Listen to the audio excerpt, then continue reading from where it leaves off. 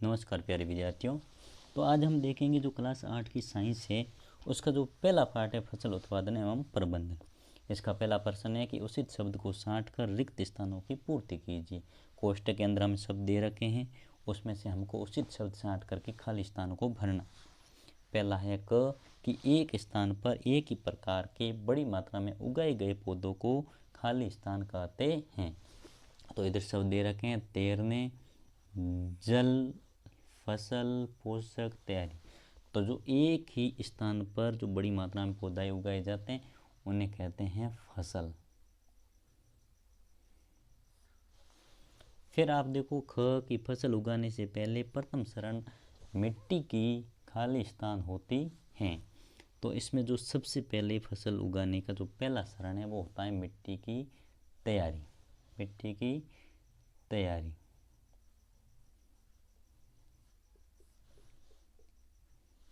फिर आप देखो ग के क्षतिग्रस्त बीज जल की सतह पर खाली स्थान लगेंगे।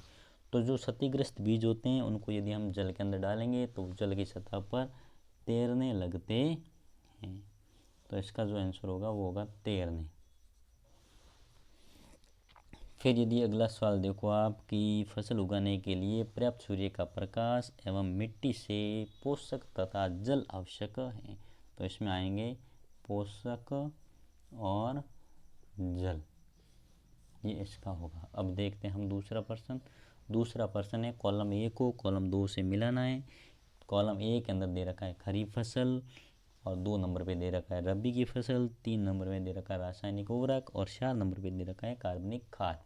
इधर ए के अंदर दे रखे हैं मवेशियों का चारा और बी के अंदर दे रखा है यूरिया एवं सुपरफास्फेट, सी के अंदर दे रखा है पशु अपशिष्ट, गोबर मूत्र एवं पादप अवशेष और 4 नंबर डी के अंदर दे रखा है गेहूँ, चना, मटर और ई के अंदर है धान एवं मक्का। तो खरीफ की फसल, खरीफ की जो फसल होती है वो होती है धान एवं मक्का। फिर हम बात करें रबी की फसल, तो रबी की फसल होती है, हम जानते हैं कि गेहूँ, जौ, चना, सरसों, मटर, ये सारी की सारी किसकी है, ये हैं रबी की फसल। रासायनिक उर्वरक के अंदर हम बात करें तो यूरिया है, सुपरफास्फेट है, ये हो गया। कार्बनिक खाद के अंदर आते हैं जो पशु अपशिष्ट हैं, गोबर मूत्र है एवं पादप अवशेष।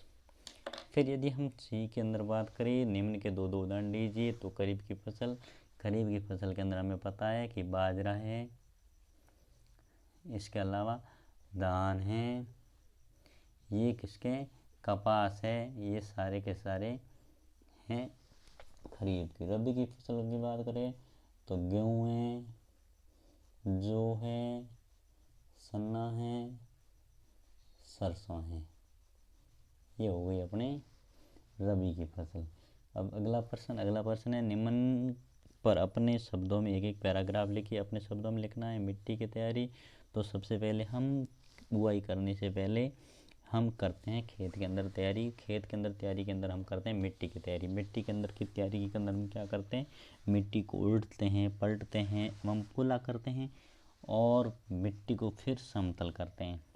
इससे क्या होगा कि मिट्टी में जब हम बुआई करेंगे तो जो बीजों के अंदर से जो जड़ें निकलेगी वो जड़ें मिट्टी से आसानी में वृद्धि कर पाएगी और मिट्टी यदि पोली होगी, भुरभुरी होगी तो वो श्वसन क्रिया है वो भी आसानी से कर पाएगी। इसके अलावा जो मिट्टी के अंदर जो बैक्टीरिया वगैरह हैं जो लाभदायक हैं वो भी आसानी से वृद्धि कर पाएंगे। अब ख की बात करें, ख के अंदर बुआई के अंदर क्या करते हैं, हम सबसे पहले बीजों का चयन करते हैं। जो 80 किस्म के बीज हैं उन बीजों का हम चयन करते हैं और उसी बीजों को हम हल की सहायता से या जो सीड ड्रिल आती है उस मशीन की सहायता से इसकी बुआई करते हैं बीजों की। और बीजों की बुआई करते समय ये ध्यान रखना पड़ता है कि बीज है उनके मध्य उचित दूरी होनी चाहिए और उसकी उचित गहराई होनी चाहिए। फिर निराई हम जानते हैं कि जो फसल के साथ में अनावश्यक रूप से जो अवांछित पौधे उग जाते हैं जिनको खरपतवार कहते हैं, उन खरपतवार को हटाने की प्रक्रिया है वो कहलाती है निराई। फिर निराई के अंदर देखो हम उपकरणों की सहायता से जैसे कुदाली इनका उपयोग कर सकते हैं। इसके अलावा जो कीटनाशी है, शाकनाशी वगैरह आते हैं जो खरपतवारनाशी बोलते हैं जिनको, उनका भी प्रयोग किया जाता है। थ्रेशिंग के अंदर क्या करते हैं, जो बीज होते हैं उन बीजों को हम क्या करते हैं, हम बीजों को भूसे से अलग करते हैं। तो बीजों को भूसे से अलग करने की जो प्रक्रिया है वो कहलाई जाती है थ्रेशिंग। थ्रेशिंग की प्रक्रिया के दौरान इसको हाथ से भी अलग करते हैं, जिसको विनोइंग बोलते हैं, जिसमें क्या करते हैं, जो फसल होती है उस फसल को पटकते हैं। तो पटकने के दौरान क्या होता है, बीज है वो भूसे से अलग हो जाते हैं। इसके अलावा जो कंपाइलर आती हैं, थ्रेशिंग मशीन आती है, उनकी सहायता से भी बीजों को अलग किया जाता है। अगला प्रश्न हमारा है कि स्पष्ट कीजिए कि उर्वरक खाद से किस प्रकार भिन्न है। तो हमें जब भी उत्तर वाला जो अंतर वाला प्रश्न है वो हम करेंगे तो हम क्या करेंगे, हम ऐसे पहले टेबल बनाएंगे। इधर हम लिखेंगे क्रम संख्या, इधर हम लिखेंगे उर्वरक, और इधर हम लिखेंगे खाद। तो पहला अंतर आप देख लो कि उर्वरक का निर्माण है वो होता है फैक्ट्रियों के अंदर, जबकि खाद का निर्माण है वो होता है खेतों के अंदर। दूसरा यदि बात करें तो उर्वरक के अंदर पोषक तत्व होते हैं वो अधिक मात्रा में होते हैं, जबकि खाद के अंदर पोषक तत्व होते हैं वो कम मात्रा में होते हैं। उर्वरक मिट्टी में डालने से क्या होगा, मिट्टी में ह्यूमस की कोई वृद्धि नहीं होगी, लेकिन खाद को यदि हम मिट्टी के अंदर डालेंगे तो मिट्टी के अंदर ह्यूमस की वृद्धि होगी। चौथा अंतर हम इस प्रकार लिख सकते हैं कि उर्वरक का अधिक से अधिक प्रयोग करने से क्या होगा, जल प्रदूषण वगैरह ये भी हो सकता है। इसके अलावा भूमि है वो बंजर हो सकती है, जबकि खाद डालने से क्या होगा, मिट्टी का संगठन है वो मजबूत होगा। इस बात की ध्यान रखनी है। तो ये 3-4 अंतर हमको इस प्रकार लिखने हैं। अगला प्रश्न है कि सिंचाई किससे कहते हैं और जल संरक्षित करने वाली सिंचाई की 2 विधियों का वर्णन कीजिए। तो सिंचाई किससे कहते हैं, फसल को निश्चित अंतराल के बाद में या निश्चित अंतराल से पानी देना कृत्रिम रूप से। सिंचाई किससे कहते हैं, तो हम इसको ऐसे कह सकते हैं, फसल को निश्चित अंतराल के बाद में कृत्रिम रूप से जल देना या पानी देना सिंचाई कहलाता है। जल संरक्षित करने वाली विधियों की बात करें तो एक विधि हो गई फव्वारा विधि, और दूसरी हो गई बूंद बूंद सिंचाई। बूंद सिंचाई जो कम जल क्षेत्र वाले जो हैं, ऐसे क्षेत्र जहाँ पे पानी की कमी होती है वहाँ पे इन विधियों का प्रयोग किया जाता है। फव्वारा विधि के अंदर क्या होता है, एक पाइप होते हैं, उसके ऊपर एक ऊर्ध्वाधर पाइप होता है, उसके ऊपर नोजल लगे होते हैं। जब बड़े पाइप से पानी गुजरा जाता है तो पानी इन पाइपों से बाहर निकलता है, तो जब वो नोजल से निकलता है तो वो बरसात के भांति फसलों के ऊपर गिरता है। बूंद बूंद सिंचाई के अंदर क्या करते हैं, जैसे ये फसल है, इस फसल के ये सीधे पास में से एक पतला पाइप निकालते हैं और उसके पास में पौधे के सीधे जड़ों के पास में पानी बूंद बूंद रूप से पानी दिया जाता है। तो ये जल को संरक्षित करने वाली 2 बढ़िया विधियाँ हैं।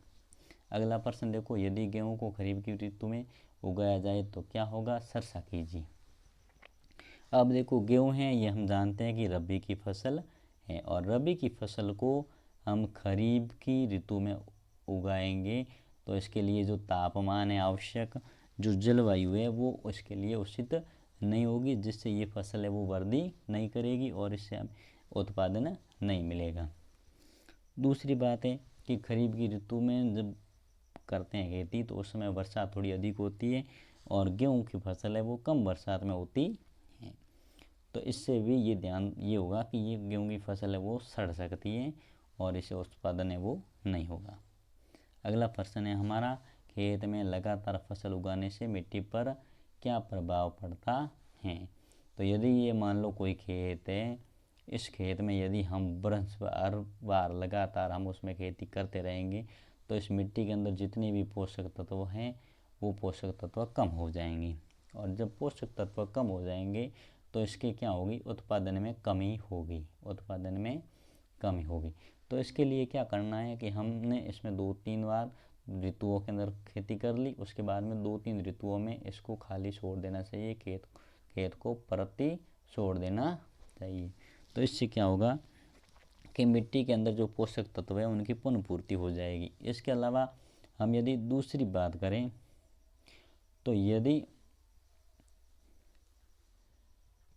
इसके अलावा हम क्या कर सकते हैं, हम फसल सकरण इस विधि का भी प्रयोग करेंगे। इसमें क्या कर देंगे, हम बारी बारी ये फसलों को चेंज करके परिवर्तित कर करके खेती करेंगे, जिससे क्या होगी, पोषक एक बार हमने कोई फलीदार पौधे उगा लिए, दूसरी बार हमने कोई अनाज वाले पौधे उगा लिए। इससे क्या होगा, मिट्टी के अंदर जो पोषक तत्व है उनकी पुनः पूर्ति होती रहेगी। अब आज का अपना लास्ट प्रश्न है कि खरपतवार क्या है, उनका नियंत्रण कैसे कर सकते हैं। तो ये प्रश्न है, ये आपको मैं दे रहा हूँ HW के अंदर, और ये प्रश्न आपको HW में करना है। इसके अलावा यदि आपको हमारा वीडियो पसंद आया हो तो आप एक लाइक ज़रूर करें और कमेंट ज़रूर करें और शेयर भी ज़रूर करें। धन्यवाद।